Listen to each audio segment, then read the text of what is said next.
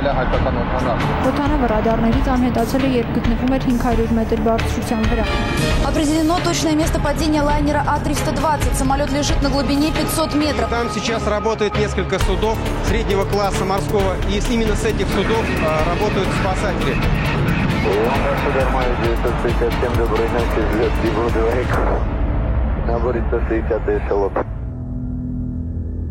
«2006 թվականի մայիսի 3-ի Երևան-Սոչի 967 չվերթի վախճանը մնաց նորանկախ Հայաստանի պատմության սարսափելի աղետների շարքում։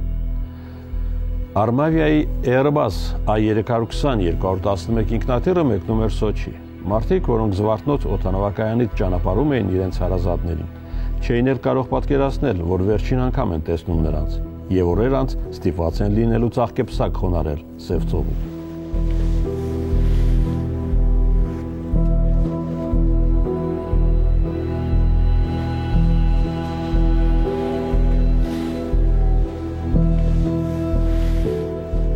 Ինքնաթիռի 105 ուղևորներից եւ 8 հոգանոց անձնակազմից ոչ ոք չփրկվեց։ Արմավիա ավիաընկերությունը, որին պատկանում էր կործանված ինքնաթիռը, հիմնադրվել է 1996 թվականին։ Իր առաջին չվերթն իրականացրել է 2001 թվականին։ Միխայել Բաղդասարովին պատկանող ազգային փոխադրողը 2004 թվականին էր վարձակալել A320-ը։ Փաստաթղթերում ինքնաթիռը պատկանում էր Կայմանյան կղզիներում գրանցված Funnel ընկերությանը։ Նույն 2004 թվականին Armavian նաև ռեբրենդինգ էր ենթարկվել Lender Associates գործակալության կողմից, որը պատվերը ստացել էր Սիբիր ավիաընկերության ռեբրենդինգից հետո։ Armaviայի 68%-ի բաժնետերը հենց ռուսական S7 ընկերությունների խմբին պատկանող Սիբիր ավիաընկերությունն էր։ Ավիաղետից մոտ 1 տարի առաջ Armavia ավիաընկերության գլխավոր տնօրեն Անդրեյ Նիկիտինը Ռեգնում գործակալությանը տված հարցազրույցում մեծ ոգևորությամբ ու վստահությամբ էր խոսում ավիապարկի նոր ինքնաթիռների ու ընկերության զարգացման ծրագրերի մասին։ Մեջբերում Ես 2004 թվականը համարում եմ վճռորոշ տարի, քանի որ մենք սովորեցինք արդյունավետ օգտագործել A320 ինքնաթիռները։ Իհարկե, որոշ քաղաքացիների դուր չեն գալիս գիշերային թռիչքները կամ թանկ գները, սակայն եկեք հասկանանք պատճառները, չէ՞ որ մեր քննադատները երբեմն նույնիսկ պատկերացում չունեն մեր ծախսերի մասին, որքան շատ են թռիչքային ժամերը, այնքան ավելի ցածր է ինքնաթիռի լիզինգի վճարը։ Այժմ մեր ինքնաթիռները ամսական միջինը 300 ժամ են օդում, ինչը շատ լավ ցուցանիշ է, հաշվի առնելով, որ անցյալ տարի ընդամենը 180 ժամ էր։ Ընկերությունը տարեկան շուրջ 5 միլիոն ուղևոր էր փոխադրում։ Թռիչքների առույցի բաժինը չվերթների 80%-ից ավելին դեպի ԱՊՀ երկրներ էին։ 2005 թվականին Նիկիտինը նշում է, որ իրենք նոր են վարձակալությամբ 2 Airbus 320 ձեռք բերել հոլանդական ընկերություններից։ Զուգահեռ Armavian տարեկան շուրջ 1.6 միլիոն դոլար էր ծախսում թռիչքային անձնակազմի օդաչուների վերապատրաստման համար։ 2005 թվականի դրությամբ Armaviայի պարկը արդեն բաղկացած էր 4 Airbus 320 ինքնաթիռներից, 1 Tu-134 եւ 1 An-24-ից, որոնք շահգործվում էին վարձակալությամբ։ 2004 թվականին բոլոր տեսակի ինքնաթիռների իրական թռիչքի ժամանակը կազմել է 12617 ժամ։ Հարցազրույցում Նիկիտինը նշում է, որ ավիաընկերությունը վնասով է աշխատում եւ իրենք հույս ունեն, որ գոնե 2005 թվականը հաջողակ կլինի իրենց համար։ Armavian բացարձակապես չի վախենում ոչ մի մրցակցությունից։ A320 ինքնաթիռը կարող է մրցել ցանկացած փոխադրողի հետ, բայց մեկ պայմանով՝ օդանավակայանի եւ աերոնավիգացիայի հավասար վճարներ ու վառելիքի գներ, հայտարարում էր Նիկիտինը եւ թվեր հրապարակում։ A320-ը ժամում սպառում է 2.5 տոննա կերոսին, իսկ Tu-154-ը 5.5 տոննա։ A320-ով Երևանից Մոսկվա եւ հակառակ ուղղությամբ թռչելու համար անհրաժեշտ կլինի 13.5 տոննա, իսկ Tu-154-ի համար 25 տոննա։ Տարբերությունն իրոք շոշափելի էր։ Իհարկե, վերալիցքավորման, վառելիքի եւ սպասարկման գների եւ ընկերության եկամտաբերության խնդիրը հետագայում բազմաթիվ ասեկոսեների եւ կասկածների տեղիք տվեց։ Ամենահետաքրքիրն այն է, որ ինքնաթիռի կործանման վարկածներից մեկն էլ հենց վառելիքի պակասն էր լինելու։ Բայց նախ պարզենք, թե ինչ էր տեղի ունեցել ողբերգության գիշերը։ Դա սովորական գիշերային չվերթ էր, ընդամենը 1 ժամից մի փոքր ավելի տևողությամբ։ Այդ երեկո ինքնաթիռում էին 113 մարդ, 105 ուղևոր եւ անձնակազմի 8 անդամ։ Ուղևորներից 77-ը Հայաստանի քաղաքացիներ էին, 26-ը Ռուսաստանի, 1-ը Ուկրաինայի, 1-ն էլ Վրաստանի։ 105 ուղևորներից 6-ը երեխաներ են։ Ինքնաթիռի հրամանատարը փորձառու օդաչու 1966 թվականի ծնված Գրիգորի Գրիգորյանն էր։ Երկրորդ օդաչուն Արման Դավթյանը։ Ինժեներատեխնիկական կազմից Նիկոլայ Խաչատրյանն էր։ Բորտ ուղեկցորդներ էին Մարինա Հասրատյանը, Լուսինե Գևորգյանը, Անահիդա Աբելյանը, Ռոստիսլավ Շելեմեցևը, Արմեն Հարությունյանը։ Airbus A320-ը երկինք էր բարձրացել Զվարթնոց օդանավակայանից, նախատեսված ժամին ու սարքին վիճակում, Երևանի ժամանակով 00:47-ին։ Սկզբում ամեն ինչ կարգին էր, ու թռիչքն ընթանում էր ըստ ընթացակարգերի եւ առանց շեղումների։ Վայրեջքը նախատեսված էր Ադլերի օդանավակայանում ժամը 2-ին։ Սոչին մոտենալիս դիսպեչերի եւ օդանավի անձնակազմի միջև առաջին կապն արձանագրվում էր ժամը 1:10-ին։ Այդ պահին օդանավը գտնվում էր Սոչի օդանավակայանի ռադիոլոկացիոն տարածքի սահմաններից դուրս, այն դեռ վրացական երկնքում էր։ Ավիավթարի ուսումնասիրության ՄԱԿ-ի հետաքննության եզրափակիչ տվյալներով ժամը 01:17-ին անձնակազմն ու մոտեցման դիսպեչերը քննարկել են դիտարկված եւ կանխատեսվող եղանակային պայմանները,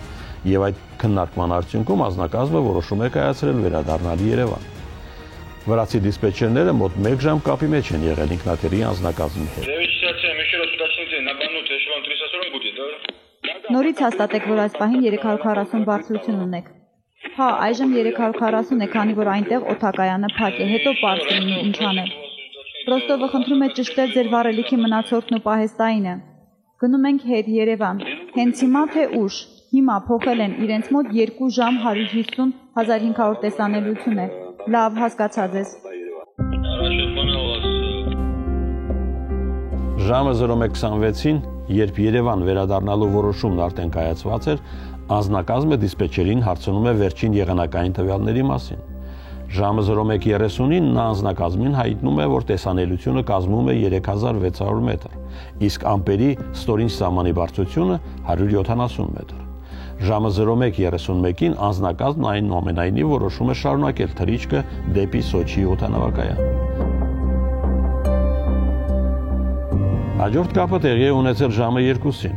Մոտեցման դիսպեչերը թույլատրել է ինքնաթիռի իջեցումը մինչև 1800 մետր եւ հայտնել է Սոչի օդանավակայանում դիտարկված եղանակային պայմանները ժամը 2-ի դրությամբ 06 վազքուղու համար։ Ժամը 2:10-ին անձնակազմը հաղորդում է, որ անիվները բացված են եւ պատրաստ են վայրեջքի։ Ի պատասխան նրանց տեղեկացվում է, որ ինքնաթիռն օդանավակայանից գտնվում է 10 կիլոմետր հեռավորության վրա։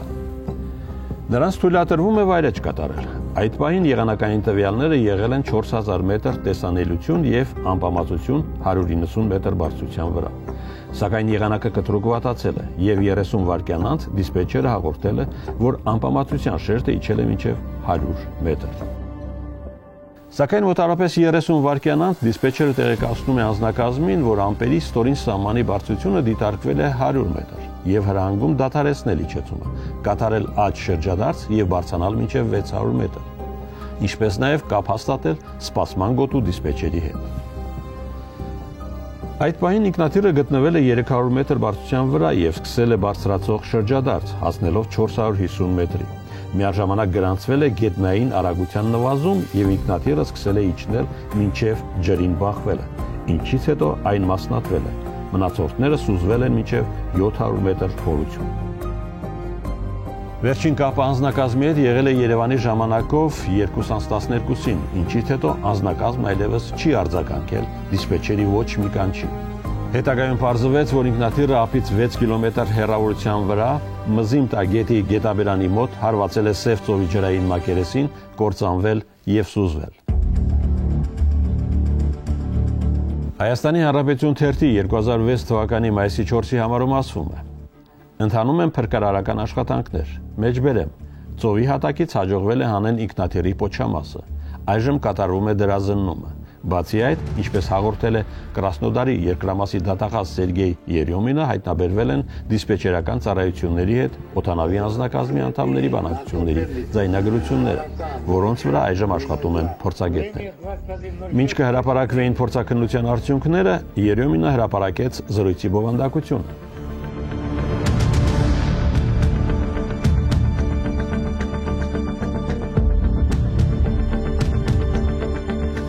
Գիշերը Վրաստանի օդային տարածությունում դիսպեչերը հայտնել է Սոչիի շրջանում տիրող անբարենպաստ եղանակի մասին։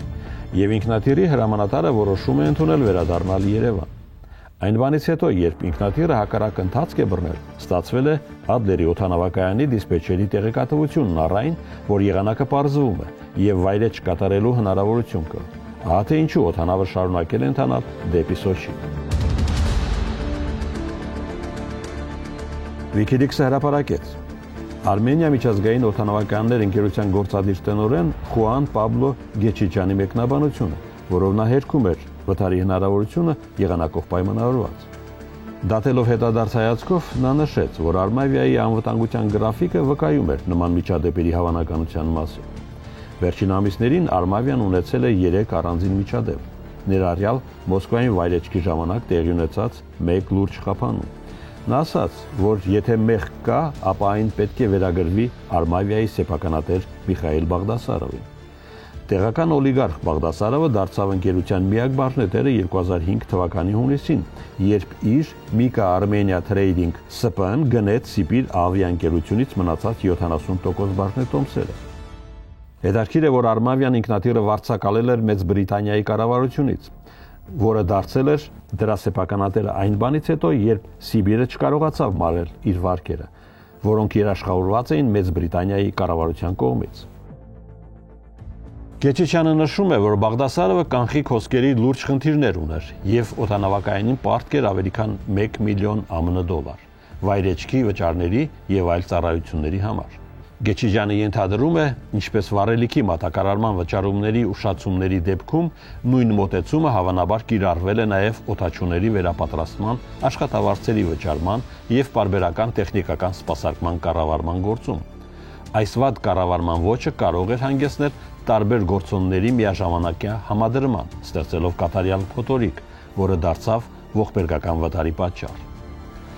Հայաստանի քաղաքացիական ավիացիայի գլխավոր վարչության թռիչքային անվտանգության ապահովման եւ որակի կառավարման բաժինը, որը զբաղվում է օդանավերի վերահսկմամբ եւ տեխնիկական զննումամբ, անցկացրել էր վթարված A320 ինքնաթիռի տեխնիկական զննում եւ վիճակը գնահատել բարվոք։ Հայաստանի Հանրապետություն թերթի մայիսի 4-ի համարում գրված է. Անձնակազմը նույնպես եղել է կատարելագործված, ասաց վարչության պետի մամուլի քարտուղար Դավթյանը եւ հավելեց, որ այստեղ միայն մնում է մեկ վարկած՝ եղանակի անբարենպաստ լինելը։ Իսկ թե ինչպես է, որ վթարի ժամանակ A320-ի ուղևորները չեն օգտվել անվտանգության բաճկոններից, Դավթյանը նշեց, այս դեպքում չի եղել վթարային վայրեջք եւ ինքնաթիռը միանգամից անկում է ունեցել, որի ընթացքում ուղևորները չեն հասցրել հագնել փրկարար բաճկոնները։ Հետաքննության տվյալներով վթարի պատճառը եղել է մարդկային գործոնը։ Օդաչուները չեն կարողացել տիրապետել իրավիճակին։ Երկրորդ շրջադարձը տապալել են կորցրել արագությունը եւ չկայունացնելով ինքնաթիռը բախվել են ջրին։ Ռուսաստանի Դաշնության արտակարգ իրավիճակների նախարարության փոխանցմամբ ինքնաթիռն ընկել է 60 աշճան անկյան տակ։ Արմավիայի սեփականատեր Միխայիլ Բաղդասարովը կտրականապես ժխտում էր անձնակազմի մեղավորության վարկածը։ Նա հայտարարեց, որ օդաչուի եւ դիսպեչերի խոսակցության ամբողջական ձայնագրությունը ցույց է տվել, որ օդաչուն գործել է օրինակելի, մինչդեռ դիսպեչերը մի շարք սխալներ է թույլ տվել։ Բաղդասարովը վթարի համար չէր մեղադրում դիսպեչերին, բայց պնդում էր, որ նրա սխալների պատճառով վիճակը վատացել է։ A320-ի օդաչուի եւ դիսպեչերի խոսակցությունն ապացուցում է, որ օդաչուն գործել է գերազանց, նույնը չի կարելի ասել դիսպեչերի մասին։ Բաղդասարովի խոսքով դիսպեչերը ինքնաթիռն ուղարկել էր երկրորդ մոտեցման վայրեջքի, երբ թռիչքուղուն հասնելու համար մնացել էր մոտ 200 մետր։ Դիսպեչերն իրավունք չուներ հրամաններ տալու, միայն խորհուրդներ, նշել է նա։ Անձնակազմի հրամանատար Գրիգորի Գրիգորյանը Բաղդասարովի խոսքով Արմավիա ավիաընկերության լավագույն օդաչուներից էր։ Գրիգորյանը 5458 թռիչքային ժամի փորձ ուներ, որից 566-ը միայն A320-ով։ Երկրորդ օդաչու Արման Դավթյանն իր հերթին 2185 ժամի փորձ ուներ, որից 1022-ը A320-ով։ Աղետի օրը, մայիսի 3-ի առավոտյան, նախագահ Ռոբերտ Քոչարյանը հրավիրում է արտակարգ խորհրդակցություն։ Խորհրդակցությունից հետո քաղաքավիացիայի գլխավոր վարչության պետ Արտյոմ Մովսիսյանը պաշտոնապես հերքում է վարկածը, թե աղետի պատճառ կարող էր լինել օդանավի ավիավարելիքի պակասը, մեջբերում ազգից։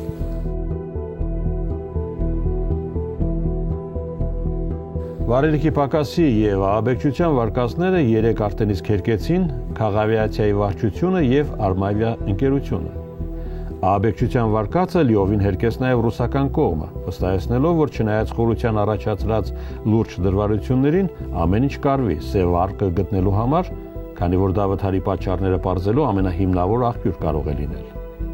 Նորից առաջ է մղվում անբավարար վարելիքի վարկածը, մեջբերում ազգից։ Ըստ աղետի պատճառները հետաքննող հանձնաժողովին մոտ մի աղբյուրի օդանավի վարելիքը ծայրահեղ քիչ է եղել։ Ինքնաթիռը թռել է մեծ անկյունով, այնպես որ վարելիքամուղի մեջ կարող էր առաջանալ օդային խցան եւ խոչընդոտել շարժիչներին վարելիքի մատակարարում։ Նույն աղբյուրը հաղորդել է, որ թռիչքի վերջին փուլը ինքնաթիռը կատարել է վարելիքի նվազագույն մնացորդով։ Վայրեջքն սկսվելուց առաջ մանևրելու ընթացքում վարելիքի մակարդակն ավելի է իջել։ Միխայել Բաղդասարովը վկայակոչում էր հանգամանքը, որ վթարի վայրում մեծ քանակությամբ կերոսին էր հայտնաբերվել։ Նա նաև հերքում էր տեղեկությունը, թե ինքնաթիռի անձնակազմն ամբողջությամբ համալրված չի եղել։ Բաղդասարովը կոչ էր անում չշտապել ավիաաղետի պատճառների մասին եզրակացություններ անել, նշելով, որ ռուսական կողմը շատ պատասխանատու է վերաբերում հետաքննությանը եւ վստահություն էր հայտնում, որ չնայած որոշ կառույցների, մասնավորապես Airbus կոնսորցիումի A320 արտադրողի շահերին, հետաքննությունը կլինի անաչառ։ Բաղդասարովը նաև հայտարարեց, որ ինքնաթիռը նոր էր ամբողջական վերանորոգում անցել Բելգիայում, սակայն բելգիական կողմը հերքեց այդ հայտարարությունը, նշելով, որ իրենք աշխատել են միայն Երևանում։ Օրեր անց Բաղդասարովը հայտարարեց, որ ինքնաթիռը վերանորոգվել է Բուդապեշտում։ Նույն օրը, մայիսի 3-ին, Սոչի մեկնեց հայ-ռուսական միջկառավարական հանձնաժողովի նախագահ, պաշտպանության նախարար Սերժ Սարգսյանը։ Wikileaks-ի հրապարակման մեջ նշվում էր, որ A320-ի կործանումը լուրջ ազդեցություն կունենա Արմավիայի սեփականատեր Միխայել Բաղդասարովի տնտեսական կայսրության վրա։ Վերջին ամիսներին Բաղդասարովի տնտեսական կայսրությունը խնդիրներ է ունեցել կանխիկ հոսքերի առումով։ Նրա երկարամյա կապը պաշտպանության նախարար Սերժ Սարգսյանի հետ այս անգամ հնարավոր է բավարար չլինի նրան դժվարություններից դուրս բերելու համար։ Երևան-Սոչի թռիչքի ուղևորներից շատերը հայտնի մարդիկ էին, եւ նրանց մահը բազմաթիվ դավադրության տեսությունների, ասեկոսեների եւ վարկածների առիթ տվեց։ Ուղևորների մեջ էին Խորհրդային Հայաստանի ներքին գործերի նախկին նախարար, ՀՍՍՀ պետական անվտանգության կոմիտեի վերջին նախագահ գեներալ-մայոր Հուսիկ Հարությունյանը, Հայաստանի ԱԱՑ նախկին տնօրեն Կառլոս Պետրոսյանի որդին Արամ Պետրոսյանը, Հայաստանի քաղավիացիայի նախկին ղեկավար Վյաչեսլավ Յարալովը, քրեական հեղինակություն Բենյամին Խաչատրյանը, հայտնի որպես Բենո Ռոստովսկի։ Ռուսական ռեգնում գործակալությունն այդ օրերին գրեց, հղումանելով իր անանուն աղբյուրներին։ Ուղևորների մի խումբ, բիզնես դասում, ինքնաթիռի առջևի հատվածում գտնվելով օդաչուների խցիկի մոտ անմիջական հարևանությամբ, ուղևորվում էր Սոչի մասնակցելու կարևոր հանդիպման։ Վայրեջքի պահին նրանք արդեն զգալիորեն հագեցել էին ալկոհոլային խմիչքներով։ Երբ իմացան, որ օդանավի անձնակազմը մտադիր է հետևել դիսպեչերների առաջարկին եւ վատ եղանակային պայմաններով պայմանավորված հրաժարվել վայրեջքից ու վերադառնալ Երևան, այս խումբը օդանավում իրական խառնաշփոթ ստեղծեց։ Ինքնաթիռն արդեն հետ էր թռչում Երևան, երբ նրանք խցիկից դուրս քաշեցին օդաչուներից մեկին, հնարավոր է նույնիսկ օդանավի հրամանատարին եւ պահանջեցին վայրեջք կատարել Սոչիում։ Այս գործողությունները հանգեցրին խուճապի, ինչպես նաև անձնակազմի գործողությունների եւ անձնակազմ դիսպեչեր հաղորդակցության անհամաձայնության։ Ըստ գործակալության օդանավում նաև փոխհրաձգություն էր տեղի ունեցել։ Միջպետական ավիացիոն կոմիտեն կտրականապես հերկեց այդ վարկածը, նշելով, որ ոչ ձայնային, ոչ վնասվածքների տեսքով ապացույցներ չեն հայտնաբերվել։ Այս վարկածով պատասխանատվությունն արդեն ոչ միայն օդաչուների վրա էր դրվում, այլև ուղևորների։ Իսկ Հայաստանում հանրության շրջանում այդ օրերին նաև վարկած էր շրջանառվում, թե ինքնաթիռով մեծ քանակությամբ ոսկի էր տեղափոխվում Սոչի։ Կար նաև վարկած, որ մինչև հետաքննության ավարտը իշխանությունների եւ Արմավիայի ղեկավարության ակտիվ պնդումները, թե վարելիքը բավարար էր, խոսում էին հակառակի մասին։ Ըստ հանձնաժողովի եզրակացության, թռիչքն ավարտին հասցնելու համար անհրաժեշտ քանակությամբ վարելիք եղել է, սակայն չի նշվել հետ վերադառնալու դեպքում վարելիքի բավարար լինելու մասին։ Սրան գումարվում էր նաև այն փաստը, որ օդաչուներն ամեն գնով ցանկանում են վայրեջ կատարել, անտեսելով եղանակային անբարենպաստ պայմանները, ինչն ապացուցվում է նաև ձայնագրությունների վերցանումով։ Թեև ռուսական, ապա նաև հայկական կողմը հերկեցին ահաբեկչության վարկածը, հետաքննության ու ամբողջական պատկերը ստանալու համար առանցքային նշանակություն ուներ ինքնաթիռի սև արկղերի հայտնաբերումը։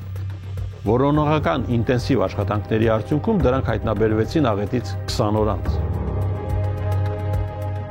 Արքղերը կվերծանվեն Մոսկվայում ֆրանսիական սարքավորումներով եւ ֆրանսիացի մասնագետների մասնակցությամբ։ Վերծանման աշխատանքներին մասնակցում են նաեւ հայ մասնագետներ։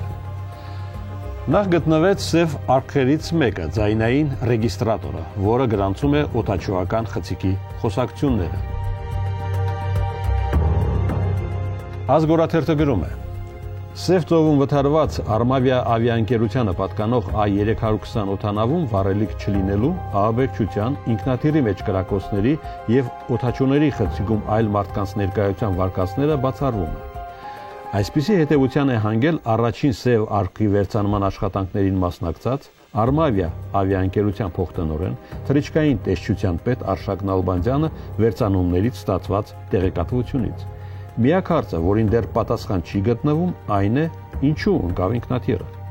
Այն բարձությունից, երբ օդանավը պատրաստ է եղել վայրեջքի եւ ուղարկվել է երկրորդ պտույտի, առանց հիմնավոր պատճառի ինքնաթիռն ընկնել չէր կարող։ Այդ բարձությունը նորմալ է համարվում, նշել է Նալբանդյանը։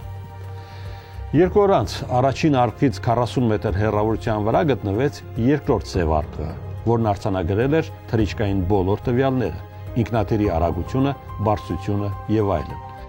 Այն տեղադրված էր ինքնաթիռի ֆյուզելյաժի հետևի հատվածում։ Ազգորաթերթը շարունակում է.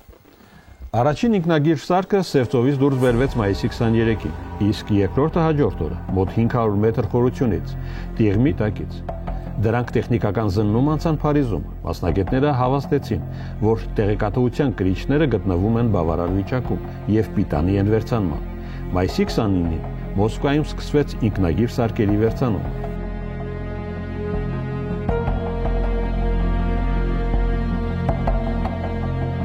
Երբ ինքնաթիռը բախվել է ջրին եւ կործանվել, երկու գրանցիչներն էլ պոկվել են իրենց տեղից եւ կրել չնչին վնասներ։ Արտաքին զննումից հետո դրանք փաթեթավորվել են, տեղադրվել ջրով լցված տարաների մեջ չորացումից պաշտպանելու համար, խնամքով փակվել եւ ուղարկվել հետագա հետազոտման։ Թռիչքի տվյալների ռեգիստրատորը գրանցել էր նախորդ 25 ժամերի թռիչքային տվյալները։ Մարդկային գործոնը A320-ի կործանման պատճառ, թե ռուսաստանցի դիսպեչերին փրկելու վարկած, հղում անելով Մոսկովսկի Կոմսոմոլեց թերթին, Ազգ թերթը գրեց, որ ըստ հետազոտող մասնագետներից մեկի արդեն իսկ պարզ է, որ տեխնիկայի խնդիր չի եղել։ Մեղավորն այսպես կոչված մարդկային գործոնն է։ Նա նշում էր. Ըստ ինքնագրիչների, տեխնիկան եղել է բացարձակապես սարքին վիճակում։ Չի հաստատվել նաև վառելիքի պակասի կամ բացակայության վարկած։ A320 օդանավի վթարի հետազոտողներն աղետի հիմնական պատճառ են համարում անձնակազմի տարածական կողմնորոշումը կորցնելու հանգամանքը։ Այսինքն նման իրադրությունում մարդը չի հասկանում, թե որտեղ է երկինքը եւ որտեղ երկիրը։ Նման իրավիճակում հայտնվելու պատճառ կարող են լինել ուշադրության շեղումը կամ բարդ եղանակային պայմանները։ Ինքնագրիչների տեղեկություններով հաստատվում է, երբ դիսպեչերը A320-ին ուղարկել է երկրորդ պտույտի, անձնակազմն ինքն է ղեկավարել օդանավը եւ ոչ ավտոօդաչուի ռեժիմով, ընդ որում շրջադարձի անկյունը եղել է մեծ։ Այս երկու գործոններն էլ դարձել են աղետի հիմնական պատճառները։ Թերթը հիշեցնում է, որ այս վարկածից առաջ էլ անանուն կերպով շրջանառության մեջ դրվեց եւս մեկ տարբերակ, ըստ որի մեղավորությունն Ադլերի օդանավակայանի դիսպեչերինն էր, որը հաշվի չէր առել հայ օդաչուի կարողությունները եւ նրան թույլ չէր տվել իրականացնել վայրեջք։ Այսպիսով տվյալների վերցանումից հետո 9 ամիս տևած հետաքննության արդյունքների համաձայն ինքնաթիռը կործանվել էր ջրին բախվելու հետևանքով, վայրեջքի երկրորդ շրջանը կատարելուց հետո, բարձրացման մանևրի ժամանակ, երբ եղանակային պայմանները չեն համապատասխանել սահմանված նվազագույն պահանջներին։ Իսկ գլխավոր օդաչուն բարձրացման ժամանակ ավտոպիլոտի անջատման պայմաններում հոգե-էմոցիոնալ լարվածության պատճառով կորցրել է կառավարումը։ Օդաչուի կառավարման համակարգի կայունացման ուղղությամբ ձեռնարկված քայլերը բավարար չեն եղել կանխելու համար կործանումը։ Հավելյալ ազդեցություն է ունեցել նաև երկրորդ օդաչուի կողմից ինքնաթիռի իջեցման պարամետրերի պատշաճ հսկողության բացակայությունը։ Մեջբերում Արմավիայի A320-ի ճակատագրական կործանումը տեղի է ունեցել Սոչիի օդանավակայանում վայրեջքից հրաժարվելուց հետո բարձրանալու մանևրի ժամանակ։ Գիշերը, երբ օդերեւութաբանական պայմանները ցածր էին 0.6 թռիչքուղու համար սահմանված նվազագույնից։ Նշվում էր, որ վայրեջքի եւ մոտեցման ընթացքում անձնակազմի անդամները շարունակաբար իրավիճակին անհարիր զրույցներ են վարել, որոնք ոչ մի կապ չեն ունեցել իրավիճակից բխող կանոնների եւ ընթացակարգերի հետ։ Գլխավոր օդաչուն վերավորակավորման բավարար դասընթացներ չի անցել։ Տեխնիկական հանձնաժողովը հրապարակեց հետաքննության հետևյալ արդյունքները։ Օդանավն ունեցել է վավերական գրանցման եւ պիտանելիության վկայագրեր։ Սպասարկման թերություններ չեն հայտնաբերվել, որոնք կարող էին ազդել վերջին թռիչքի արդյունքի վրա։ Քննությունը չի հայտնաբերել որևէ ապացույց, որ վերջին թռիչքի ընթացքում տեղի է ունեցել որևէ համակարգի կամ շարժիչի անսարկություն։ Օդանավի աերոդինամիկ եւ քաշային հզորային բնութագրերը համապատասխանել են տիպային տվյալների։ Օդանավի վրա արտաքին ազդեցություններ չեն եղել։ Այն ունեցել է բավարար եւ ճիշտ որակի վառելիք, թռիչքն ապահով ավարտելու համար։ Օդանավը չի կործանվել օդում։ Կառուցվածքային բոլոր վնասվածքներն առաջացել են ջրի հետ բախվելու հետևանքով։ Ինքնաթիռի անձնակազմն ունեցել է վավեր օդաչուական արտոնագրեր եւ բժշկական վկայագրեր։ Նրանց որակավորումն ու առողջական վիճակը համապատասխանել են իրականացվող թռիչքի բնույթին։ Անձնակազմի անդամները Սոչի մեկնելուց առաջ ավելի քան 24 ժամ հանգստացել էին տանը, սակայն խցիկի խոսակցությունները վկայում են հոգնածության մասին, ինչը կարող էր ազդել թռիչքի արդյունքի վրա։ Թռիչքը տեղի ունեցել գիշերը, երբ սխալների հավանականությունը մեծ է։ Թռիչքի օդերեւութաբանական եւ նավիգացիոն ապահովումը համապատասխանել է գործող նորմատիվային փաստաթղթերի պահանջներին։ Վթարի պահին օդերեւութաբանական պայմանները բարդ էին եւ չէին համապատասխանում Սոչի օդանավակայանի 0.6 թռիչքուղու նվազագույն պահանջներին, ամպերի ստորին սահմանի բարձրության ցուցանիշով։ Եղանակային փոփոխությունների մասին կարգավարը ժամանակին տեղեկացրել է անձնակազմին։ Չնայած եղանակային տվյալների փոխանցման ժամանակ նրա թույլ տված սխալները ուղղակիորեն չեն ազդել վթարի պատճառների վրա, սակայն ազդել են անձնակազմի մեկնման օդանավակայան վերադառնալու սկզբնական որոշման վրա։ Մեջբերում անձնակազմի էմոցիոնալ արձագանքը դիսպեչերի տեղեկացրած վատ եղանակային պայմաններին բացասական է եղել եւ կարող էր նպաստել թռիչքի վերջին փուլում անձնակազմի հոգե-էմոցիոնալ լարվածության աճին։ 0.6 թռիչքուղու վրա վայրեջքը իրականացվում էր ավտոմատ ռեժիմով ILS համակարգի միջոցով։ Օդանավը չի շեղվել սահմանված վայրեջքային անկյան գծից։ Սոչի օդանավակայանի բոլոր ռադիոնավիգացիոն սարքավորումները գտնվել են աշխատանքի համար պիտանի վիճակում։ Դիսպեչերի անձնակազմին ուղղված հրահանգը դադարեցնել վայրեջքը եւ կատարել աճ պտույտով բարձրացում մինչեւ 600 մետր ամպերի ստորին սահմանի բարձրության նվազագույնից ցածր լինելու հանգամանքով լիարժեք չի համապատասխանել աշխատանքային ձեռնարկի պահանջներին, սակայն ուղղակիորեն չի ազդել թռիչքի արդյունքի վրա։ Դիսպեչերն ուներ վայրեջքը մերժելու իրավունք։ Արմավիայի օպերացիոն ձեռնարկի համաձայն անձնակազմը պարտավոր էր սկսել երկրորդ շրջան նվազագույնից ցածր եղանակային պայմանների վերաբերյալ տեղեկություն ստանալու պես, նույնիսկ եթե վայրեջքուղու կամ ուղենիշների հետ տեսանելի կապը հաստատված է եղել։ Երկրորդ շրջանի ժամանակ անձնակազմը չի հետևել A320-ի թռիչքային հրահանգներին, օպերացիոն ձեռնարկում սահմանված ստանդարտ ընթացակարգերին համապատասխան։ Ավտոպիլոտի կառավարման ժամանակ միացել է էներգիայի պակասի ազդանշանը։ Անձնակազմը ճիշտ է արձագանքել։ Օդանավի թռիչքային ուղեցույցի համաձայն արագացման լծակները տեղադրելով թռիչքի դիրքում։ Նշենք, որ այս ազդանշանի դեպքում անձնակազմի գործողությունները սահմանված են A320-ի հրատապ հղման ուղեցույցի արտակարգ ընթացակարգերում։ Շարժիչի ուժի մեծացման հետ միաժամանակ գլխավոր օդաչուն ամենայն հավանականությամբ անսպասելի դինամիկայով պայմանավորված անջատել է ավտոպիլոտը։ Մեջբերեմ Ավտոպիլոտի անջատումից հետո գլխավոր օդաչուն է ղեկավարել թռիչքը։ Ամենայն հավանականությամբ սխալ կառավարումը պայմանավորված է եղել թռիչքի պարամետրերի ոչ պատշաճ հսկմամբ, գիշերային վատ եղանակային պայմաններում հոգնածության եւ հոգեէմոցիոնալ լարվածության ֆոնով։ Գլխավոր եւ երկրորդ օդաչուների մուտքագրումները, ինչպես թեկման, այնպես էլ ինքնաթիռի քթի անկյան ուղղություններով եղել են ոչ համակարգված եւ հակառակ ուղղություններով։ Երկու օդաչուներն էլ չեն հետևել իջեցման պարամետրերին եւ չեն իրականացրել նախատեսված գործողությունները։ Անձնակազմի ուշադրությունը հնարավոր է շեղվել է մոտեցման ընթացակարգի փոփոխության վերաբերյալ դիսպեչերի 20 վայրկյան տևողությամբ հաղորդագրությամբ, որը միաժամանակ ձայնագրվել է։ Դիսպեչերի այս հաղորդագրությունը եղել է իր աշխատանքային ուղեցույցի համաձայն, անձնակազմի հետ կապ հաստատելուց հետո։ Ֆրանսիայի կառավարության ավիացիոն գործակալության պնդմամբ գլխավոր եւ երկրորդ օդաչուները սինխրոն ու համաձայնեցված չեն գործել։ Մյուս կողմից ֆրանսիական կողմն ընդունել է, որ Սոչիի օդանավակայանի հրահանգիչը նույնպես խնդիրներ ու թերացումներ է ունեցել։ Չնայած դա միջազգային թռիչք էր, Սոչիի հրահանգիչն այն կառավարել է այնպես, ինչպես դա ներքին թռիչք լիներ։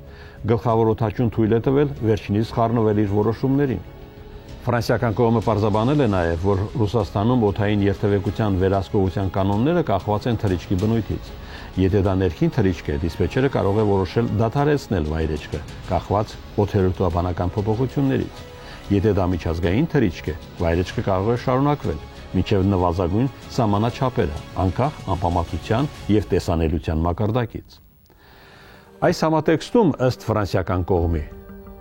գլխավոր օդաչուն ակնհայտորեն փորձել էր ազդել դիսպեչերի վրա, ասելով, որ ինքնաթիռում պատգամավորների պատվիրակություն կա, խնդրելով վայրեջք կատարել։ Այդ օրերին հայկական մամուլը, հայ պաշտոնյաները եւ ինքը Բաղդասարովը կտրականապես դեմ էին միջպետական ավիացիոն կոմիտեի եզրակացությանը, որի համաձայն ամբողջ մեղքը օդաչուներինն էր։ Ըստ Բաղդասարովի մեղավոր էին Սոչիի օդանավակայանի վերգետնյա ծառայությունները, եղանակային պայմանները եւ նույնիսկ օդանավակայանի դիրքը։ Բաղդասարովը ակնարկել էր նաև, որ կարող է վիճարկել եզրակացություն։ Արձագանքելով հայկական կողմի բողոքին, միջպետական ավիացիոն կոմիտեն հայտարարեց, հետաքննությունը կատարվել է միջազգային նորմերին համապատասխան, առանց քաղաքական ճնշումների։ 2007 թվականի ապրիլին Հայաստանի գլխավոր դատախազությունը դադարեցրեց A320 ինքնաթիռի կործանման փաստով հարուցված քրեական գործը։ Այն կարճվեց մեղավոր անձի մահվան հիմքով։ Այսպիսով, 2025 թվականի դրությամբ Երևան-Սոչի չվերթն իրականացնող A320 ինքնաթիռի ավիավթարը Airbus ընկերության պատմության ամենաաղետաբեր ու մարդկանց կյանքեր խլած վթարների շարքում է, 14-րդն աշխարհում։ Ու թեև կործանված ինքնաթիռի սև արկղերը գտնվեցին եւ հրապարակվեց հետաքննության եզրակացությունը, սակայն հայ հասարակությունը այդպես էլ չընդունեց օդաչուների մեղավորությունը։ A320-ի կործանման պատմությունը մինչև օրս պարուրված է գաղտնիքներով։